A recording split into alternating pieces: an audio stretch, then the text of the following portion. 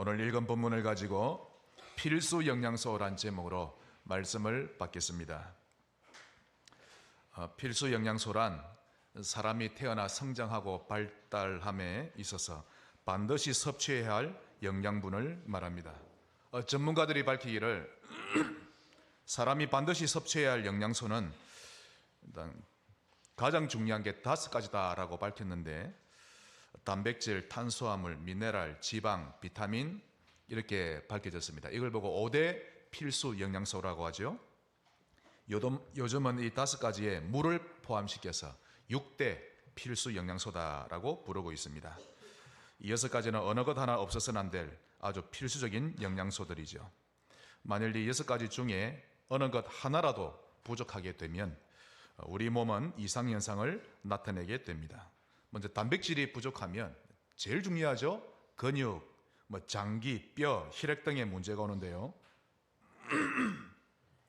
그 증세로 피부나 손발톱에 문제가 오고 호르몬에도 불균형의 문제가 발생합니다. 또 주로 흰쌀이나 밀가루에 많이 들어있는 탄수화물, 대개 보면 탄수화물을 많이 먹지 마세요, 중독됩니다 이렇게 말하지만, 너무 많이 먹으면 중독을 일으키지만 그렇다고 해서 탄수화물을 너무 먹지 않아도 문제가 발생합니다. 몸 안의 전체적인 대사 속도가 느려지고요, 쉽게 피로감을 느끼고 신경과민성, 두통 등의 증상을 일으키게 됩니다. 그러면서 장내의 균형이 깨어진다고 합니다. 그러면서 불규칙한 배변 활동을 일으키는데, 그래서 체중이 증가하는 원인이 되기도 합니다. 그러므로 많이 먹어도 안 되지만 그렇다고 아예 먹지 않으면 더욱 안 되는 것이 탄수화물입니다. 이처럼 인간의 육체는 필수 영양소를 필요로 하는 것입니다. 요즘은 특히 한국이 얼마나 발전했는지 이 영양제가 맞춤형으로 나옵니다.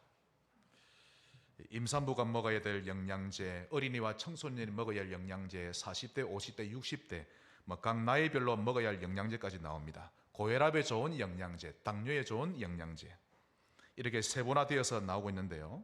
이처럼 인간의 몸은 영양소를 필수적으로 섭취해 줘야 정상적인 삶을 살 수 있도록 되어 있습니다. 또 요즘은 정보화 시대다 보니까 일반 사람들이 전문가 수준만큼 알고 있습니다.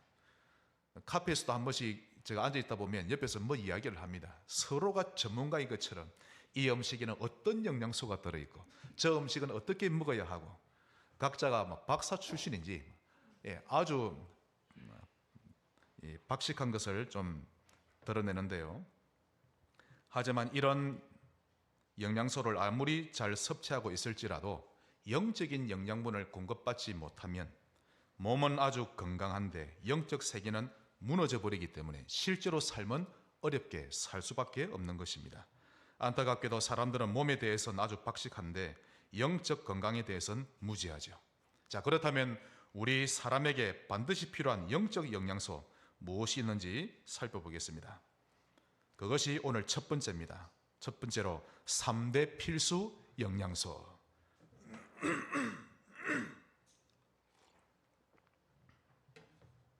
그 영양소의 첫 번째가 믿음입니다. 한번 저를 따라합시다. 믿음. 예를 들어 여러분 집안의 분위기에 믿음이 전혀 없고 불신이 딱 깔아버렸다, 완전 지옥입니다. 아이들은 집에 들어가기 싫어할걸요. 그러나 집에 믿음만 흐르면요, 밖에 있다가 그저 집에 들어가고 싶어서. 그렇죠. 이 사람은 믿음이 참 좋다라고 말할 때 무엇이 기준이죠? 누군가 기도를 많이 하면 이 사람 믿음 좋네. 제가 어릴 때 중학교 때도 기도를 정말 많이 했거든요. 어떤 때는요, 옆에 사람이 지나가면 소리를 더 크게 냅니다. 교회에서. 또 전도를 많이 하면 이 사람 진짜 믿음 좋은 사람이네 라고 하지만 그것이 진짜 믿음이 좋다는 기준은 아닙니다.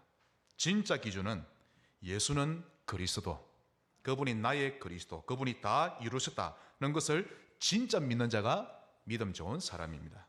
오늘 믿음이 좋다는 개념 깨셔야 됩니다. 기도 많이 한다고 믿음 좋은 거 아니에요? 믿음 좋으면 기도하게 돼 있죠. 사도행전 4장 12절, 다른 이로서는 구원을 받을 수 없나니 천하 사람 중에 구원을 받을 만한 다른 이름을 우리에게 주신 일이 없음이라. 오직 예수, 이걸 믿는 자가 진짜 믿음이 있는 자입니다. 욥이나 새 청년처럼 어려울 때, 순조로울 때, 또 그 모든 순간에 임마누엘 누릴 줄 아는 자가 믿음 좋은 사람입니다. 믿음이 있어야 합니다. 이유는 하나님이 살아계시기 때문이죠. 이 믿음과 같은 의미로 사용되는 단어가 있는데 그게 순종이라는 단어입니다. 믿음과 순종은 뗄래야 뗄 수 없습니다. 그래서 순종의 반대말은 나중심입니다. 나중심에 걸려있는 사람은 순종이 어렵지요. 내 기준, 내 생각이 굉장히 강하기 때문에 웬만해선 순종까지 이어가기가 어려운 것입니다. 하지만 그런 사람이라 할지라도 믿음 속에 들어가기만 하면 사람이 바뀌는데요, 누구든지 바뀝니다. 황소 고집 같던 사람도 하나님이 믿어지니까 사람이 바뀌고, 조폭두목처럼 칼날 앞에서도 눈 하나 꿈쩍 같던 사람도 하나님 앞에 서니까 순한 양처럼 바뀌는 것을 저는 보았습니다. 그러므로 사람은 믿음이 있어야 합니다. 한번 자로 인사합시다. 믿음. 필수 영양소입니다, 여러분. 절대적입니다. 나는 지금 왜 이리 기분이 안 좋지? 꿀꿀하지? 믿음이 없어서 그러합니다. 하나님이 믿어지는 순간 환해집니다. 맞지요? 믿음이 생겨야 합니다. 그렇지요? 네, 믿음이 있어야 합니다. 평생을 나중심 노예로 살다 죽는 것이 아니라 정말 믿음으로 살아야 합니다. 그러니 여러분은 더 이상 노예로, 포로로, 방랑자로 살지 마시기를 바랍니다. 오직 의인은 믿음으로 말미암아 살리라. 우리 믿음 없이는 살 수 없습니다. 그런데 왜 하나님을 못 믿으세요? 하나님을 못 믿으면 도대체 누구를 믿으려 한단 말입니까? 여러분 자신 믿으랍니까? 그는 천하의 바보요 쪼답니다. 맞지요? 하나님을 믿으시길 바랍니다. 필수 영양소입니다. 또 두 번째로 소망. 믿음이 생길 때 동시에 생긴다는 것이 소망입니다. 우리 교회는 사랑이 더 있고 희망이 더 있습니다. 소망이 희망이죠. 그 두 아이는 우리에게 필수 영양소입니다. 믿음이 딱 생기면요, 소망도 같이 딱 생겨납니다. 내 믿은 대로 될지어다. 미래가 될지어다 소망이 생겨나는 것입니다. 우리가 믿는 대로 되어지기 때문에 우리 속에 믿음이 생기면 앞으로 되어질 일에 대한 소망은 자동적으로 커지게 되는 것이죠. 그러니 믿음과 소망은 뗄래야 뗄 수 없는 절대적인 관계인 것입니다. 그런데 소망 없는 사람을 한번 보세요. 이미 눈에서부터 표가 딱 납니다.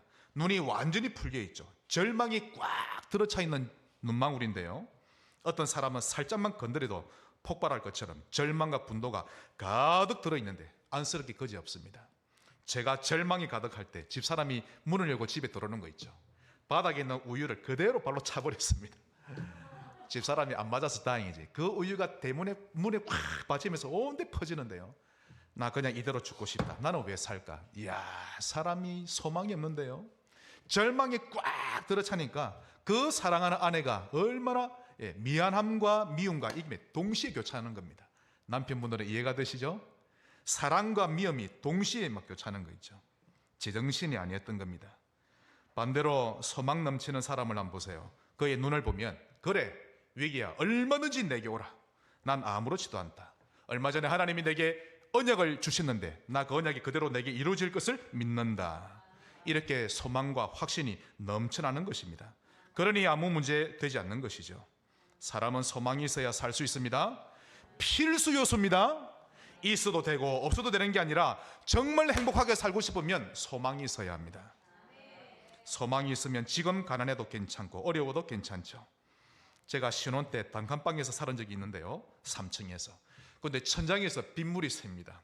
거기 형광등이 있는데 그 사이로 물이 뚝뚝 떨어지는 거 있죠. 비가 오면요 두두두둑 떨어집니다.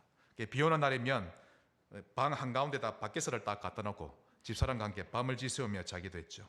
그러던 어느 날 더 좋은 집으로 이사하기로 이제 계약하게 되었는데 그날 이후로 빗물 새는 것도 전혀 문제되지 않았습니다. 웃으면서 집사람과 함께 잤던 기억이 납니다. 오히려 이런 경험이 앞으로 좋은 추억이 될 것이다 라며 여유를 부렸죠. 이러므로 소망이 생기면 사람은 바뀌어 버리는 것입니다. 그런데 이런 믿음과 소망도 내가 스스로 가진 것 아닙니다. 내가 믿음을 가진 것이 아니라 믿음이 나를 잡아준 것입니다. 그리고는 내 속에다 소망을 부르는 것이죠. 다시 말해서 하나님이 은혜로 주신 것입니다. 시편 39편 7절, 주여 이제 내가 무엇을 바라리요? 나의 소망은 주께 있나이다. 하나님 밖에 있는 소망은 참 소망 아닙니다. 반드시 하셔야 합니다. 그런 소망은 손에 쥔 모래와 같은데 움켜쥐는 만큼 결국 손가락 사이로 다 빠져나가고 마는 것입니다. 하나님 안으로 들어와야 합니다. 그 안에 참 소망이 있고 그 안에 참 행복이 들어있는 것이죠. 하나님 안에 들어오셔서 그 믿음과 소망 선물로 받으시길 바랍니다. 그래야 비로소 인생이 살맛 또 나고 독소리가 날개치며 올라가듯이 새 힘이 생겨나는 것입니다.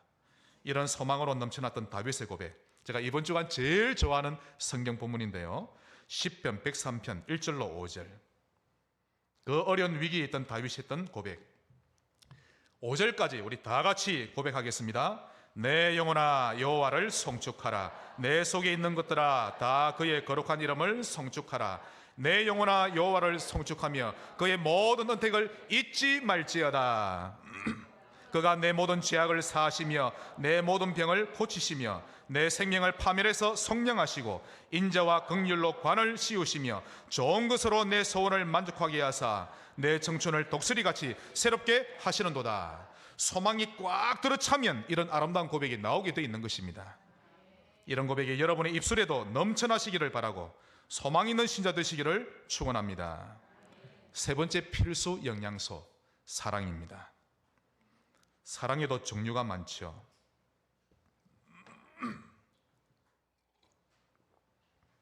먼저 육체적이며 성적인 쾌감으로 느끼는 에로스 사랑이 있고, 또 서로 간에 그다지 깊은 애정은 아니지만 서로 만나면 즐겁고 재미있는 관계를 뜻하는 루두스 사랑이 있습니다. 또 자신도 모르게 상대방의 매력에 빠져들고 따뜻한 정을 느끼는 스토러지라는 사랑이 있고요. 그 다음 상대방을 아무런 조건 없이 있는 모습 그대로 받아들이고 이해하며 희생해주는 아가페 사랑이 있는데, 이 사랑이 진짜 사랑인 것입니다. 사람들은 말합니다. 이런 사랑은 이 세상에 실제로 존재하기 힘든 사랑이다라고 하는데, 그만큼 인간의 힘으로는 이런 사랑을 한다는 것은 불가능한 것이죠. 이 사랑은 하나님께 속한 사랑입니다. 하지만 하나님께 사로잡힌 자들은 한결같이 이런 아가페 사랑을 체험했던 것을 우리는 알 수 있는 것입니다. 그래서 고린도전서 13장 13절에 그런즉 믿음, 소망, 사랑 이 세 가지는 항상 있을 것인데 그 중에 제일은 사랑이라. 이 말씀은 믿음, 소망은 그다지 중요하지 않다, 이 말이 아닙니다. 이 말씀은 믿음이 굉장히 중요하고 소망도 굉장히 중요하고 사랑도 똑같이 중요합니다.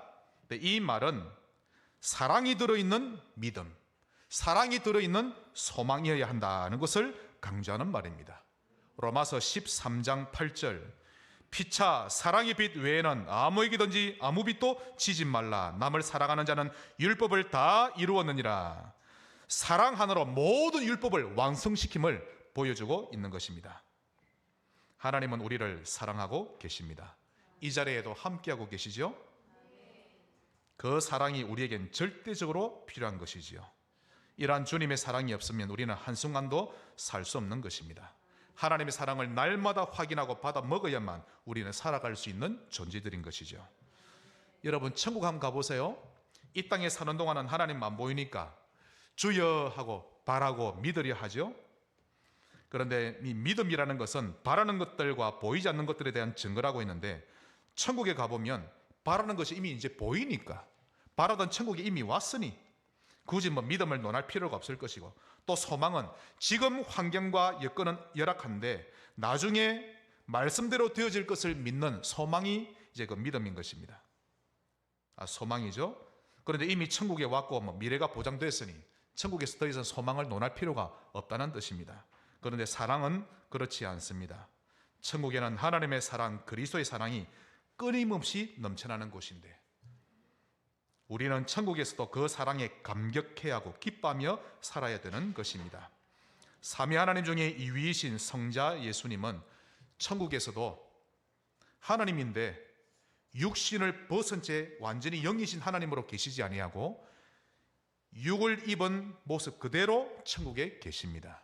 그 이유는 하나님이 우리의 어린 양이 되셨고 희생제물 되어주셨음을 영원히 천국에서도 기억하며 살기를 바라고 계십니다.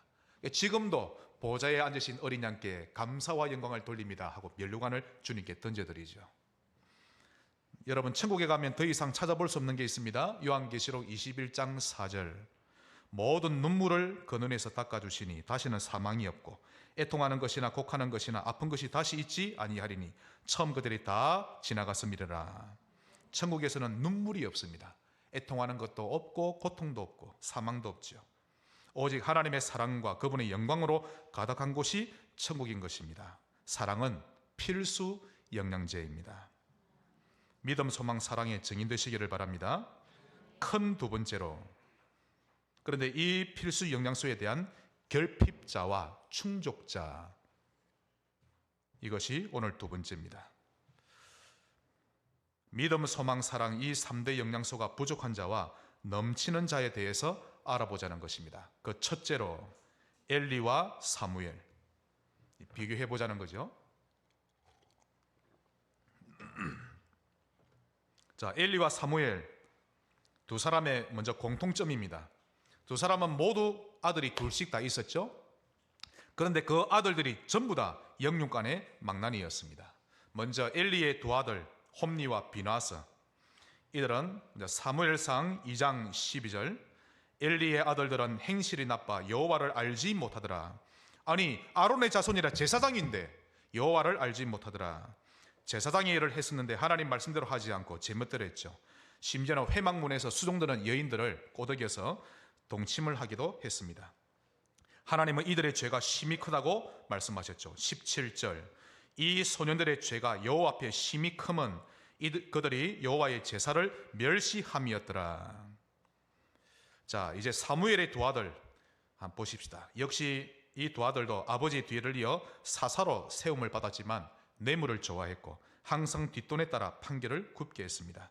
사무엘상 8장 2절 3절, 장자의 이름은 요엘이요 차자의 이름은 아비야라. 그들이 브엘사바에서 사사가 되니라.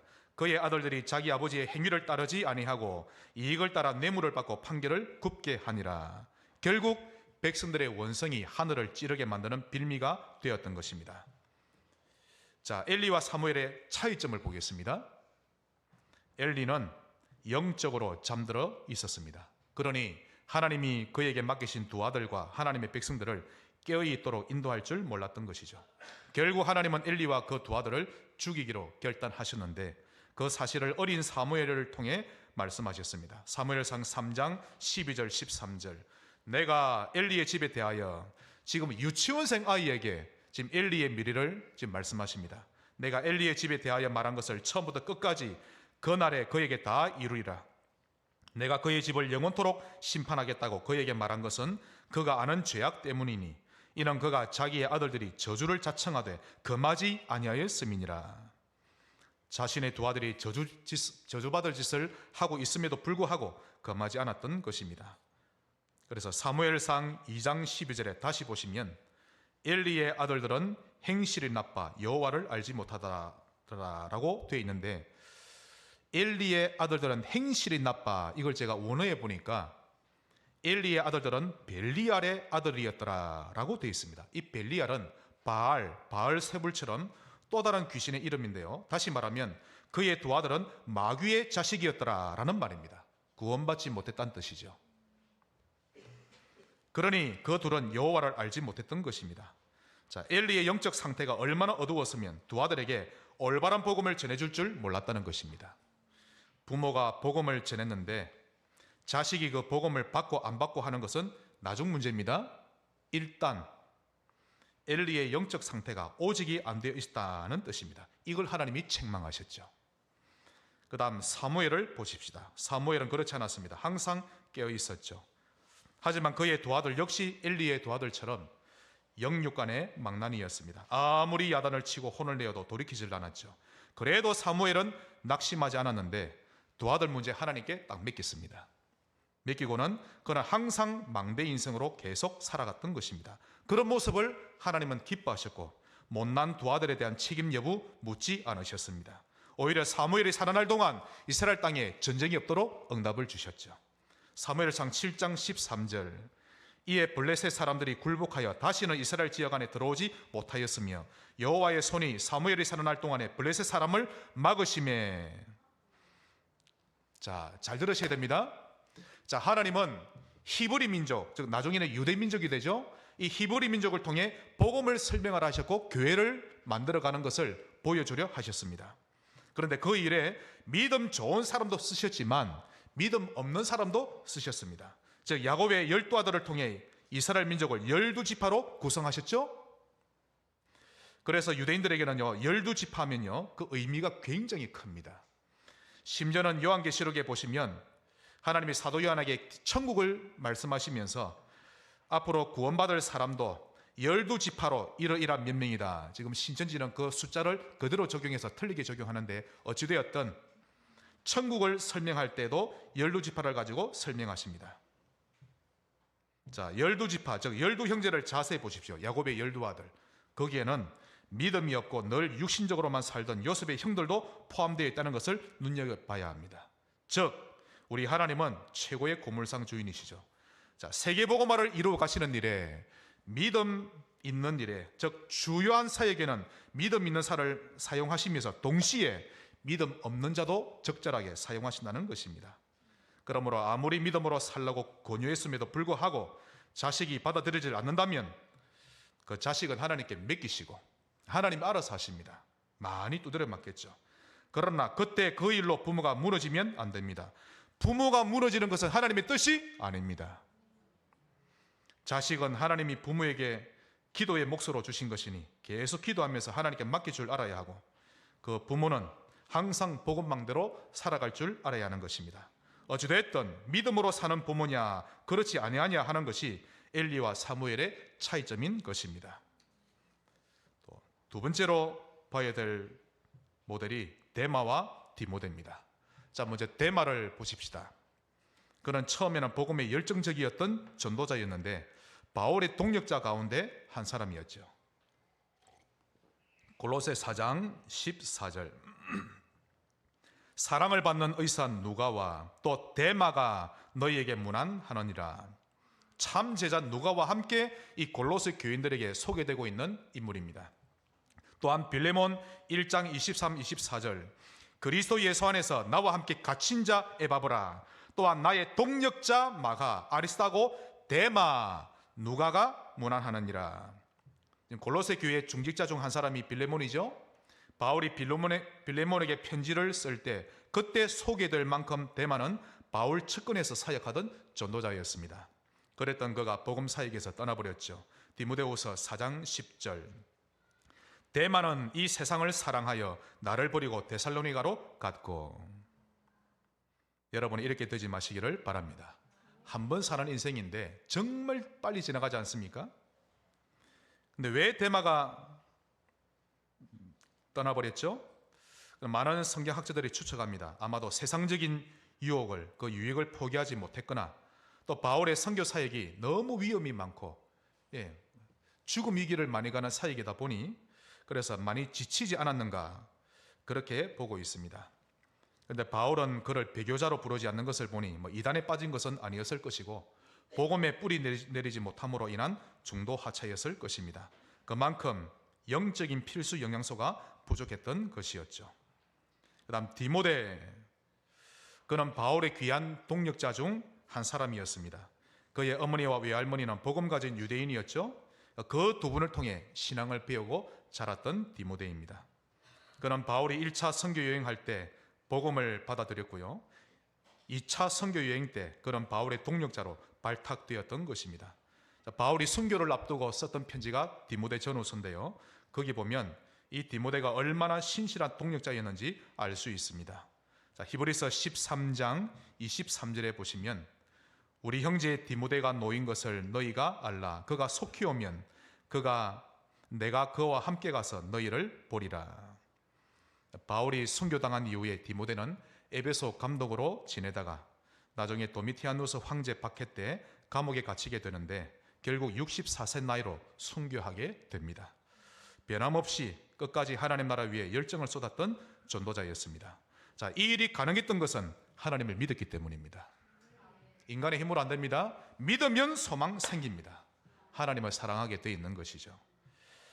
한 번 더 우리 좌우로 인사합시다. 하나님을 사랑합시다. 예, 여러분 이게 최고의 영적 상태입니다. 어렵던 순조롭던 매 순간 하나님을 믿었던 것입니다. 이런 믿음이 없으면 대마처럼 상황 따라 흔들릴 수밖에 없는 것이죠. 세 번째 모델적으로 봐야 할 자들이 아나니아 삽비라 부부와 아굴라 브리스가 부부입니다. 먼저 아나니아 삽비라 부부입니다. 이 부부는 초대교회 멤버였죠.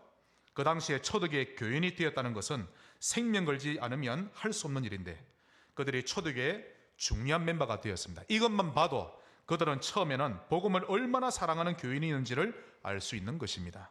하지만 결국 헌금 부분에서 사단에게 걸려들었는데요. 그 당시 교회 시간표상으로 볼 때 그들의 행위는 성령과 교회를 속이는 죄가 되었던 것입니다. 사도행전 5장 3절로 5절 베드로가 이르되 아나니아야 어찌하여 사단이 내 마음에 가득하여 내가 성령을 속이고 땅값 얼마를 감추었느냐. 땅이 그대로 있을 때에는 내 땅이 아니며 땅이 그대로 있을 때도 하나님의 땅이라 이 말이죠. 이 땅이 아니며 판후에도 내 마음대로 할 수가 없더냐. 어찌하여 이 일을 내 마음에 두었느냐. 사람에게 거짓말한 것이 아니요 하나님께로다. 아나니아가 이 말을 듣고 엎드러져 혼이 떠나니 이 일을 듣는 사람이 다 크게 두려워하더라. 자, 남편 아나니아가 죽은 지 3시간쯤 지났을 때 아내 삽비라가 이제 아무것도 모른 채 베드로 앞으로 나옵니다. 7절 8절 3시간쯤 지나 그의 아내가 일어난 일을 알지 못하고 들어오니 베드로가 이르되 그 땅 판값이 이것뿐이냐 내게 말하라 하니 이르되 예 이것뿐이라 하더라. 삽비라도 그 자리에서 하나님이 죽이셨는데요. 아내만이라도 믿음을 선택했으면 좋았을 것을 그러지 못했던 것입니다. 브리스글라 아굴라 부부를 보겠습니다. 자, 아굴라는 터키 지역 출신의 유대인이고 브리스가는 로마에서 유명했던 브리스 가문 출신인데요. 국제 결혼을 한 부부입니다. 성경에서는 4차례나 남편 아굴라보다 아내 브리스가를 더 앞서 부르죠. 그 이유는 브리스가가 아굴라보다 신분적으로 더 높은 자였음을 보여주는 증거입니다. 그 당시 기독교 신앙이 로마에까지 완전히 퍼져버렸는데요. 그래서 성경학자들은 말하기를 아굴라가 로마에 살면서 신앙생활 하던 중에 교회 안에서 두 사람이 만나지 않았는가 그렇게 보고 있습니다. 그래서 집안의 반대를 무릅쓰고 결혼했다고 합니다. 그러다 어느 날 골라디오 황제가 유대인 추방령을 내렸습니다. 그러다 두 사람은 이제 어디로 가야 되지? 고민을 하고 있을 때 하나님은 그들을 고린도로 인도해 주셨습니다. 이유는 거기서 전도자 바울과의 만남을 위함이었죠. 하나님이 만남을 주선하시는 것입니다. 결국 그들의 만남은 기독교 역사의 한 획을 끊는 만남이 되었습니다. 하나님은 여러분의 걸음을 인도하십니다. 그러니 어떻게 하면 내가 돈을 잘 벌까? 어떻게 하면 내 삶이 순조로울까? 너무 고민하지 말고 하나님을 믿으시면 됩니다. 성령으로 인도하십니다. 보통 바울은 한 곳에 오래 머물러 있지 않는 사람인데 고린도에서는 1년 6개월을 머뭅니다. 이 브리스가 부부가 완전 문이었던 거죠. 그 일로 18개월 동안 바울을 통해 복음을 들으면서 두 사람의 믿음은 하루가 다르게 성장하는데요. 그 당시 성경에 능통했던 이 아볼로에게까지 복음을 설명해 줄 만큼 훈련되어 버렸던 것입니다. 지금은 청막 만드는 것으로 정했습니다. 복음을 누리면서 업을 시작하자 하나님이 그들에게 빛의 경제를 쏟아 부으셨는데 기록에 보면 어마어마하게 부으셨다고 합니다. 어마어마하게. 그러자 브리스가 부부는 그 모든 축복을 하나님 나라 세우는 일에 온전히 다 드렸습니다. 하나님이 주신 것을 하나님 나라 위에 어떻게 쓸 줄을 하나님이 다 아셨던 것이죠. 경제뿐만 아니라 복음을 위해 목숨까지 내놓을 만큼 복음에 올인했던 부부였습니다. 로마에서 만나 결혼했던 이 부부가 이런 축복의 여정을 걷게 될 줄 누가 알았겠습니까? 이 사람은 하는 거 아닙니다. 누구든지 믿음으로 살면 이런 여정은 가능한 것입니다. 믿음으로 사시기를 바랍니다. 그러므로 어려울 때든 순조로울 때든 매 순간 하나님을 믿으면 되는 것입니다. 믿음은 필수 영양제입니다. 마지막 큰 세 번째로 이 필수 영양제를 나누어 주는 사람이 됩시다. 믿음 영양제가 필수 영양제가 뭡니까? 믿음, 소망, 사랑. 이것을 나누어주는 사람이 되라고 말씀하셨는데 이것이 오늘 주시는 말씀의 핵심입니다. 여러분을 만나는 사람마다 믿음이 생겨나고 소망을 가지게 되고 하나님의 사랑을 체험하게 되기를 바랍니다. 이런 사람이 증인이지요. 특히 성삼위 하나님에 대한 증인 꼭 되시기를 바랍니다. 이것이 오리지널 필수 영양제입니다. 구원을 계획하시고 말씀대로 인도해 가시는 우리 하나님 아버지의 사랑을 알려주고 성자 예수님이 십자가를 통해 이루어내신 그리스도에 대해서 또 알려주고 보혜사 성령님의 인도를 받으며 살아가도록 도와줄 줄 아는 증인이 되는 것입니다. 이것이 복음 중에 복음이요 영양제 중에 영양제인 것이죠. 말씀의 결론을 맺겠습니다. 오늘 본문 6절 7절을 보시면요, 또 너희는 많은 환난 가운데서 정말 환난을 많이 받았습니다. 데살로니가 교회가 많은 환난 가운데서 성령의 기쁨으로 말씀을 받아 우리와 주를 본받은 자가 되었으니 그러므로 너희가 마게도냐와 아가야에 있는 모든 믿는 자의 본이 되었느니라. 이 바울이 세웠던 교회 중에 데살로니가 교회가 가장 좋은 본이 된 교회였던 것입니다. 8절 주의 말씀이 너희에게로부터 마게도냐와 아가야에만 들릴 뿐 아니라 하나님을 향하는 너희 믿음의 소문이 각 처에 퍼졌으므로 너희는 아무 말도 할 것이 없노라. 이 바울이 더 설명할 필요가 없을 만큼 교회가 성장해 있었는데요, 아름다운 소문이 널리 퍼졌던 것입니다. 아마도 제가 생각하기로 그렇게도 시끄러웠던 고린도 교회 또 주변의 여러 교회들이 이 데살로니가 교회 소문을 들었을 것인데 그때 뉘우치고 갱신했던 신자들은 새로운 출발을 했을 것이고 그렇지 않은 신자는 늘 그렇게 살아갔을 겁니다. 그러다 세월 지나고 그러다 영혼이 육신의 장막을 떠나게 되는 거지요. 잘 사시기 바랍니다. 금요일번에 우리 지장로님이 10대는 10km로 인생이 가고 60대는 60km로 간다는데 설문조사 했답니다. 5분쯤 딱 가만히 있다가 시기 없이 5분쯤 되었을 때 어른들은 1분도 안 돼서 5분쯤 됐을 때 손 들더랍니다. 벌써 5분 됐다고. 애들은 10분, 20분 지나도 아무 손 안 들고 시간이 그렇게 느리게 간다고 생각하는 모양입니다. 잘 사시기를 바랍니다. 자, 데살로니가 교회가 얼마나 믿음이 좋았던지 어떤 소문이 났을까요? 그게 오늘 9절 10절에 나옵니다. 먼저 9절에 그들이 즉 주변 사람들이 우리 바울 팀에게 스스로 말하기를 입에 침이 마르도록 바울에게 지금 데살로니가 교회를 칭찬하고 있다는 뜻입니다. 우리가 어떻게 너희 가운데 들어갔는지, 너희가 어떻게 우상을 버리고 하나님께 돌아와서 살아계시고 참되신 하나님을 섬기는지. 즉 맨 처음 바울이 데살로니가 지역 갔을 때 야손의 집이 첫 교회였습니다. 그 집을 중심으로 말씀 운동했죠. 그래서 교회가 처음 어떻게 개척되었는지, 그리고는 복음이 어떻게 확산되었는지 주변 사람들이 다 알고 있었다라는 말이죠. 그때 예수 믿게 된 성도들은 오랫동안 섬겨왔던 우상을 어떻게 과감하게 버렸는지, 참되신 하나님을 잘 어떻게 섬겨왔는지 다 알고 있다는 이야기죠. 우리 바가지 성도님 보십시오. 예수 믿기로 작정한 순간부터 제사 끝내버렸습니다. 할렐루야. 예수 믿을 거 이렇게 믿으셔야 되죠. 그래서 우리 이유식 성도님은 너무 좋으셔가지고 축하드립니다. 정말 그 가문을 하나님이 축복하신 겁니다. 10절 또 죽은 자들 가운데서 다시 살리신 그의 아들 즉 예수께서 하늘로부터 강림하실 것을 너희가 어떻게 기다리는지를 말하니 이는 장로의 노하심에서 우리를 건지시는 예수시니라. 부활 승천하신 예수 그리스도께서 다시 재림에 오실 것을 지금도 기다리며 믿고 있다는 것이 소문이 다 났다 이 말이죠. 다시 말해서 데살로니가 교회의 개척과 성장 과정, 또 지금 올바른 신앙 발판을 가지고 살고 있는 것 소문이 다 난 것입니다. 이와 같이 데살로니가 교회처럼 영양분을 잘 섭취해서 건강한 신자 되시기를 바라고, 또 이렇게 아름다운 소문이 나는 우리 교회 또 성도 한 분 한 분 되시기를 주 예수 이름으로 축원합니다. 하나님 감사합니다. 데살로니가 교회처럼 믿음, 소망, 사랑 잘 섭취하여 건강한 신자로 정인으로 살아가게 하옵소서. 예수님 이름으로 기도합니다. 아멘.